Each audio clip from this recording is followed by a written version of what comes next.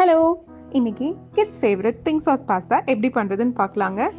இதுக்கு பாஸ்தா வீட் பாஸ்தா எடுத்து உப்பு போட்டு நல்லா நிறைய தண்ணியில் ஒரு 7 to 10 மினிட்ஸ் வேக விட்டு ஸ்ட்ரெயினரில் போட்டு எடுத்துக்கிறேன். ரைஸ் குக்கரில் இருக்கனால அதிலே ஸ்ட்ரெயினர் வந்துருச்சுங்க. இந்த அளவுக்கு தான் வெந்திருக்கணும், மசிய வேகக்கூடாது. அது இருக்கட்டும். வானல் ஹீட் பண்ணிவிட்டு அதில் extra virgin olive oil add பண்ணிவிட்டு பொடி பொடியாக நறுக்குன்னு பூண்டு ஆட் பண்ணிக்கிறேன். அது நல்லா வதங்கி வந்ததுக்கப்புறம் அது கூட சில்லி ஃப்ளேக்ஸ் ஆட் பண்ணிக்கிறேங்க. அது ஒன்றும் இல்லை, ஜஸ்ட் மிக்சியில் 4 பல்ஸ்க்கு காஞ்ச மிளகாயை ஓட்டி எடுத்திருக்கேன். அதையும் ஆட் பண்ணி கலர் சேஞ்ச் ஆகும்போது பீட்ரூட் பியூரி ஆட் பண்ணிக்கிறேன். அது நல்லா பச்சை வாசனை போய் பீட்ரூட் குக் ஆனவுடனே கார்ன்ஃப்ளவர் மாவை கட்டி இல்லாமல் கரைச்சி வச்சுருக்கேன், அதையும் ஆட் பண்ணிக்கிறேன்.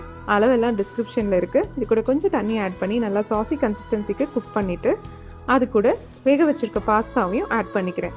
இப்போது இந்த சாஸ் எல்லாத்துக்கும் சேர்த்து சால்ட் பத்தலைன்னா ஆட் பண்ணிக்கோங்க. ஆனால் பின்னாடி சீஸ் ஆட் பண்ண போகிறோம், செக் பண்ணிவிட்டு லாஸ்ட்டில் ஆட் பண்ணிக்கோங்க.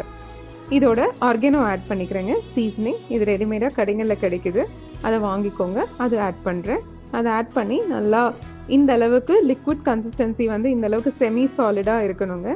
அதுக்கப்புறம் நம்ம சீஸ் ஆட் பண்ணிக்கிறோம். சீஸ் கிரேட்டடாக இருந்தால் பெட்டர். என்கிட்ட கொஞ்சம் கட்டியாக தான் இருக்குது, ஸோ நான் அப்படியே ஆட் பண்ணிக்கிறேன். ரொம்ப நேரம் ஆகும், ஸோ ரொம்ப லோ ஃப்ளேமில் வச்சுட்டு மூடி வச்சு கொஞ்ச நேரம் விட்டுறேன். இது மோஸ்ட்ரெல்லா அண்ட் செடார் சீஸ் ரெண்டும் மிக்ஸ் ஆனதுங்க, அதை எடுத்துருக்கோம். அதுக்கப்புறம் ஒரு 10 மினிட்ஸ் விட்டுட்டு நான் ஓப்பன் பண்ணுறேன். இதே கிரேட்டடாக இருந்தால் 1 மினிட் விட்டால் போதும். இந்த அளவுக்கு நல்லா திக்காக வருங்க. இது குழந்தைங்களோட ஃபேவரட் மட்டும் இல்லை, பெரியவங்களுக்கும் பிடிக்கும். ஒரு யம்மியான பிங்க் சாஸ் பாஸ்தா உங்களுக்காக. Healthy eating.